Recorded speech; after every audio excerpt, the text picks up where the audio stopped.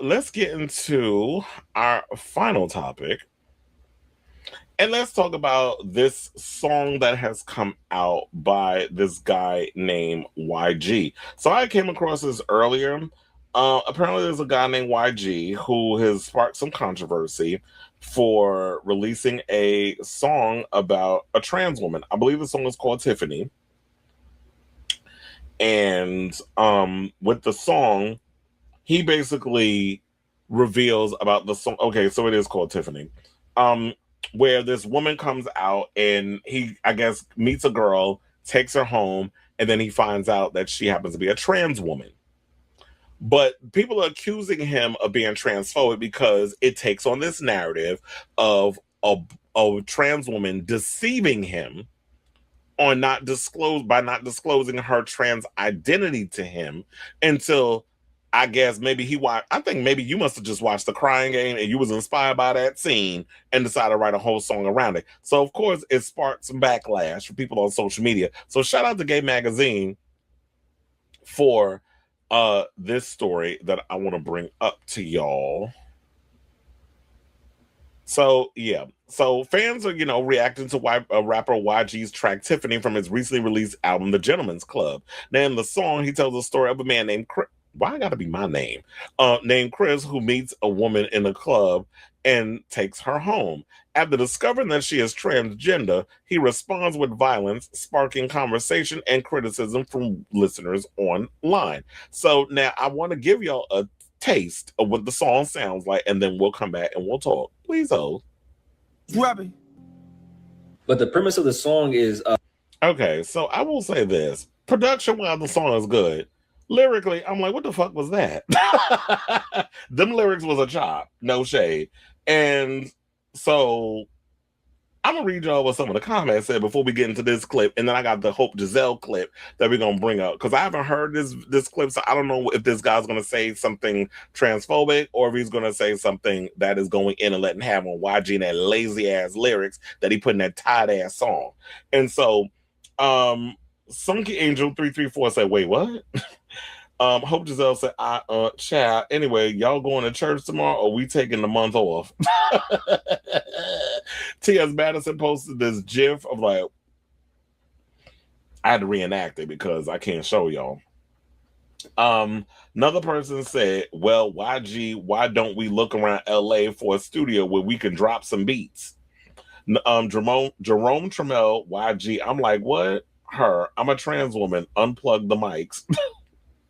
Another person said, "Leave us alone. It's 2026. The girl don't have to reveal anything. You knew, like you always do, or like y'all always do." And I was going to say that. It's like a lot of times, y'all sit up here and try to act like y'all don't know when you getting with the dolls. Y'all know. And what irritates me about this is I feel like that song and the controversy that's surrounding it, and I'm glad that people like myself and others are talking about it. And I hope more trans people, like, I don't know if T.S. Madison has talked about it on Fact Talk or whatever, because I know she just put a video out the other day. But I don't know, so I don't know if she's addressed it yet. But when we keep having these type of conversations, stop always shrouding it in you were duped. You had no idea that these trans women were out here being their authentic selves. There was a recent story that I heard of. I can't remember the young lady's name, but there was some girl who was just walking down the street minding her business. Guys clocked her, harassed her, and ended up taking her own life by pow-powing her a few times, was making it rain with bullets in her body. So there'll be people out here that just be minding their business and living their life, and here y'all go with this bullshit of, I'm going to take your life because I don't like what you stand for because of whatever rhetoric of you not liking the fact that you see someone who used to be a man is a woman now, and you're attracted to that, and you don't know how to handle that type of whatever feelings, what type of your dick twitching or whatever it is that got you excited for these trans women. Because when these men running around talking about, I didn't know, I was duped, that's playing into the narrative with a lot of these transphobic ass women that be feeling like they're in competition with these trans girls, and it fits a certain narrative. And this type of song to me fits a narrative of bullshit that y'all are pushing forth that causes harm amongst trans women who just out here trying to live their damn life as their authentic self. So I think it was Amaya Scott wrote this. So she said, "Leave us alone. It's 2026. The girl didn't have to reveal anything. You knew, like y'all always do. Y'all know exactly where to find us and seek us out all the time. More than likely, you had an encounter and probably put out this song because she threatened to go public, and you want to get ahead of it. That might be. I wouldn't be surprised if that's what she's saying might be a fact." Another person said, honestly, as a black trans woman, it's draining to be the topic of everyone's conversation every single day. The world gets so bored and say trans, which they know comes with outrage, clicks, and views. Reality is we make up only 1% of the world. Leave us alone. Gosh. Another person said the lyrics and delivery sound so childish. He must have ran out of inspiration. So yeah, I just wanted to read y'all a couple of those comments. And yeah, that could be there could be some truth to that, and the whole thing I said it sounds so childish with all the other stuff. Another person said, I really want to play devil's advocate and say that the song wasn't meant to be negative, but bring awareness to these celebrities, make it hard for me to even make that argument. But no, if you're gonna bring awareness to something like this, then maybe the conversation should be about how a guy falls in love with a trans girl, but because of societal pressures and the fact that you weren't about what everybody thinks and this, that, and the other, that's why you couldn't be together. So if you really want to get into the deepness of a trans versus a trans woman versus cis male relationship and the baggage that comes with that, the overall societal pressures and things of that nature, if you want to do it in a nuanced way, in a more mature way, instead of automatically taking the lazy way out, which is let me recite violence, let me go in and wish violence on somebody or react in a physical manner because you want to make it seem like you were lied to because you thought you was going home with a biological woman, and then you come to find out you went home with Dill from the Crying Game. So let me play this clip where they said, "Why do you try a song about a trans woman?" I haven't heard this clip, so I don't know what it's going to bring, but we're going to listen to what this person has to say, and we're going to come back and talk. A man meets a shorty at the club, takes shorty home, you know what I'm saying, finds out she's a trans woman, and the man gets violent towards the woman. And I'm kind of split on how I feel about the song because it's like, I'm not a trans woman, so I don't really know like how a trans woman would be affected by the subject matter in this. You know what I'm saying? But at the same time, I do think that it's a conversation starter to bring awareness about the extreme violence that straight men put on trans women. And while I do think that bringing awareness to this is great, right? I don't know if I feel good saying that this should be happening. You know what I'm saying? Especially with YG being a man, cishet man. You know what I'm saying? I do think that this is a great showcasing of his storytelling ability. And I think that that's something that he's always had before, you know what I'm saying? Even with like My Crazy Life, that is a beautiful showcasing of how talented he is as a writer and telling a story and painting a vision of what he's talking about in your mind. But the premise of the song, well, unfortunately, he missed the mark with this damn song. I think that he does the same thing on this as well. And really, I think the biggest issue with a song like this is not necessarily on YG's part. It's mostly just the audience. Because with a song like this, people are mostly going to be focused on the fact that, surprise, it's a trans woman. You know what I'm saying? Niggas making jokes about, she pulled out the same thing as you got. You know what I'm saying?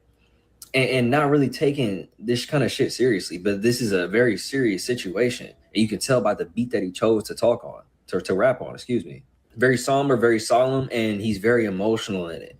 You know what I'm saying? You can really feel the frustration, the anger, the fear in every bar, you know what I'm saying? And that's why I feel like this song wasn't made with like malicious intent or to poke fun of the subject matter. I genuinely think that he wants to bring awareness to it and make niggas think about it and reaching an audience that might not think about the well-being of trans women or the violence that trans women face. You know what I'm saying? So I don't know. I think that he does the same thing on this as well. And really, I think okay, so since he's not a trans woman, he can't speak on it. I did find a trans woman who spoke on it, and that's none other than Hope Giselle. So let's go over to her Instagram and hear what Miss Mamas had to say about this song, Tiffany. and said how she don't feel like, yeah, it's not as simple as people are making it. So let's hear what she had to say, and then we'll come back and we'll discuss even more. Okay, so I have been sitting with this YG song, Tiffany, and I think that what makes this conversation so difficult is that there are two truths living in the same room, right? The first truth is that art is supposed to make us uncomfortable. Art has always been a vehicle for telling ugly stories and exposing ugly truths and forcing people to confront parts of themselves that they would rather hide, right? Every story isn't supposed to have a perfect ending and every character isn't supposed to be a hero. I understand that. But I also understand that some people are listening to this song and saying, well, Hope, he's just showing the reality. He's just showing what some men think. And sure, maybe that's what he's doing. But here's the second truth. You don't get to separate the message from the audience that's receiving it. And that's where the conversation starts to get real. Because if YG was an independent artist making experimental music for a niche audience of people who were trained to dissect social commentary, we might be having a different conversation. But that's not what we're talking about. What we are talking about is one of the most notable rappers in America. We're talking about a man whose audience is largely made up of Black men. We're talking about a community where anti-trans rhetoric already exists, where the jokes about trans women already exist, where violence against trans women already exists, and it is accepted, right? Where Black trans women are disproportionately assaulted and murdered. And when you create a story where a man's attraction to a trans woman is immediately turned into thoughts of violence, you can't pretend that that story exists in a vacuum. Because some people are going to hear social commentary and other people are going to hear validation. And that's the part that's concerning, right? Not because I think that every listener is violent, but because I know that every listener is not thoughtful. Some people consume art critically, some people consume art literally. And Mhm. when you are speaking to millions of people, you have the responsibility to understand the difference. And I think that that's what's irresponsible here, especially when the group is already being discussed and they're already vulnerable and attacks are happening from left and right. But what's keep bothering me is that Black trans women are once again being asked to absorb the risk so that everybody else can have the conversation. We're expected to be the case study, the plot twist, the lesson, the controversy, all at one time. And we're sick of being the teachable moment. Meanwhile, the ones who have to walk right into the real world when the song ends is also us. We're the ones who have to wonder whether the man who is smiling at us today is going to feel embarrassed about us tomorrow. We're the ones that are going to have to calculate our safety before disclosure. We're the ones who live with the consequences when attraction turns into resentment. And before somebody says, well, the song ends with Tiffany being humanized. Okay, cool. But a lot of people ain't going to even make it to the end of the song. A lot of people haven't listened to the end of the song. A lot of people are only going to remember the violence before they remember the humanity. And that's not me being dramatic. That is me understanding how culture works. The question isn't whether IG or YG intended harm. The question is whether the potential harm is worth the conversation, because the intent and the impact have never been the same thing. And if we're being honest, Black trans women have spent generations paying the price for things that people swear they never intended. And until y'all ready to have that conversation, I'll wait. Okay. So yeah, she is absolutely correct in everything that she said. That yeah, there are people who take art um, critically, who can listen to the song and look at the nuances within the song. And then there are people who will take what they heard literally. There are certain buzzwords and things that they'll hear, or they'll go by like the clickbait or the sound bite or whatever it is, and then they'll just focus on that and not really look deeper into the conversation and really have those conversations. And when you also think about it, is like when you're predominantly like trans people being the litmus test of this whole situation, I totally get it. Where it's just like, I'm tired of always having to be the teachable moment or have to teach people about things that's going on in the world. It's like, why I always got to be the professor? Like sometimes I just want to go through my life and live it as seen fit. So I don't think I have any more to add because I feel like Hope hit the nail on the head per usual in regards to what she had to say. But there's this one post that I saw in her comments that really hit home for me. And shout out to Enoch Brooks for this and said, can I say this? Tiffany most likely is a biracial or white T woman, given how LA works. Yet the black dark skinned T woman will now spend yet another Pride Month ducking and hiding. Like, I don't know. I respect the art. However, this could have been such a teachable moment. I feel like he dropped the ball, especially given his audience. It's not enough to create anymore. You have to make space for every audience.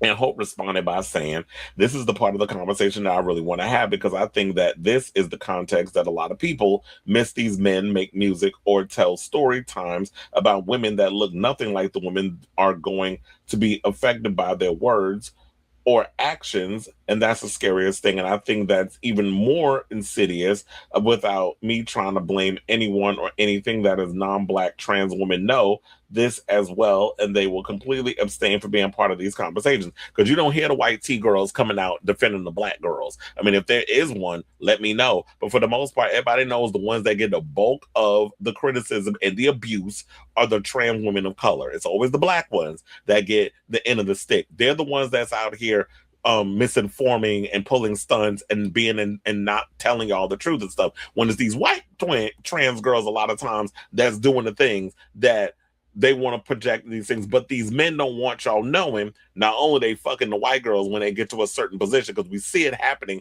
when it comes to a sense of status, where you see a lot of these black athletes, rappers, whatever you want to call it, they quickly run to the white girls. And on top of that, if they fetishizing, they run into the white tea girls and telling the stories from that point of view, but gonna put a black face on it. Or automatically, that's what a lot of, especially when you're in the hip hop space, that's automatically where the black listener is going to gravitate towards. If his listeners are black, but we already know when it comes to hip hop, a lot of the white kids are the ones out here listening to this. So